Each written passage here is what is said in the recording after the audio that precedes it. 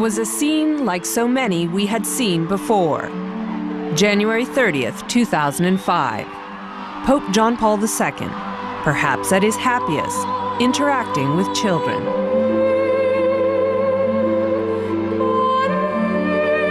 He had become a grandfather figure to the world. The charismatic face of Catholicism and Christianity. The first pope to enter a synagogue, a man who tried to heal ancient wounds between Catholics and Jews. A tireless advocate for the poor and downtrodden. And perhaps no other person was more instrumental in bringing down the Soviet Empire.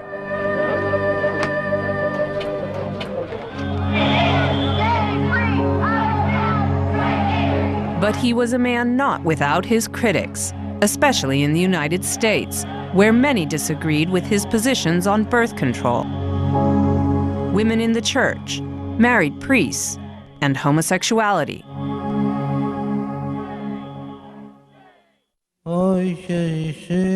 Still, he was the most recognizable figure in the world, his frail appearance by now familiar. An 84-year-old man who had survived an assassination attempt, 9 surgeries, and Parkinson's disease. Bent, but never broken. I'd seen him before when he was sick, and one day he'd really be sick, and the next day he'd be right back. So he was very strong in that sense.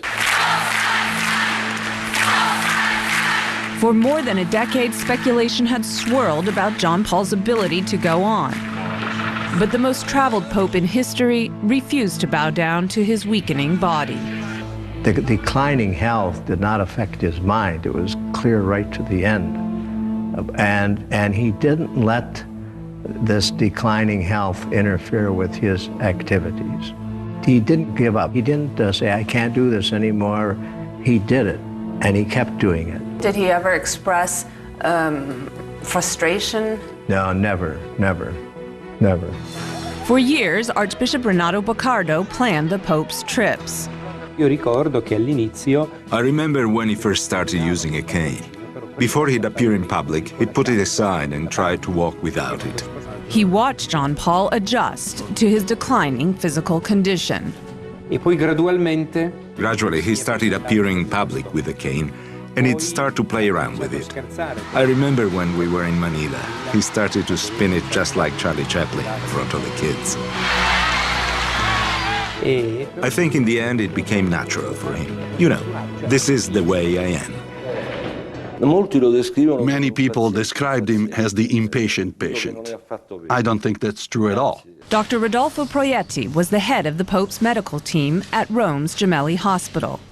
But he was impatient in another sense.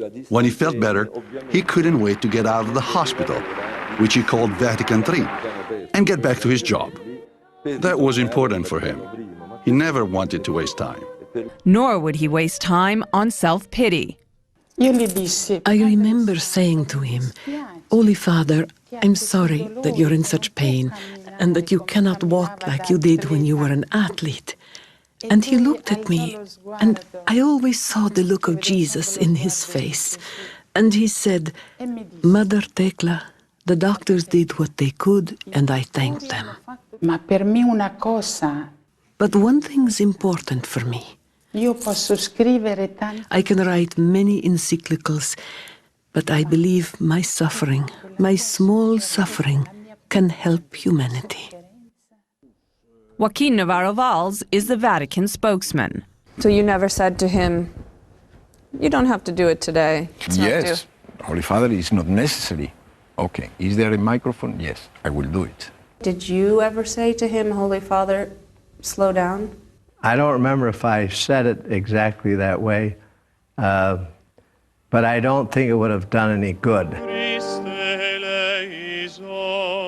The Pope continued on, wanting his personal suffering to be visible in the most public of ways.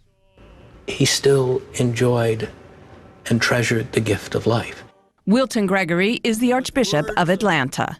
I think it was a great encouragement to the sick, the elderly, that illnesses and that debilitations don't rob us of our dignity. Breaking news out of the Vatican. Pope John Paul II, it says, has been taken to the hospital. It's been 6 hours since the Pope's been admitted. Late, on the evening of February 1st, 2005, without any warning, the Pope was rushed from the Vatican to Gemelli Hospital. We knew it was an emergency, and the hospital was prepared to deal with it.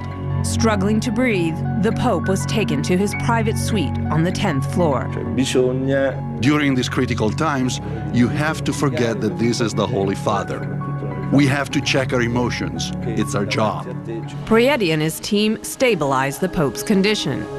The diagnosis, complications from the flu. There was a sense, will he make it? Will he make it out of it? CNN Rome bureau chief, Alessio Vinci. And I guess he was the one who wanted to give us the answer. As the Pope recovered, crowds outside the hospital turned his 10-day stay into a celebration. The streets were packed for his release. But behind the scenes at the Vatican, whispered questions. Can the Pope go on? Should he step down?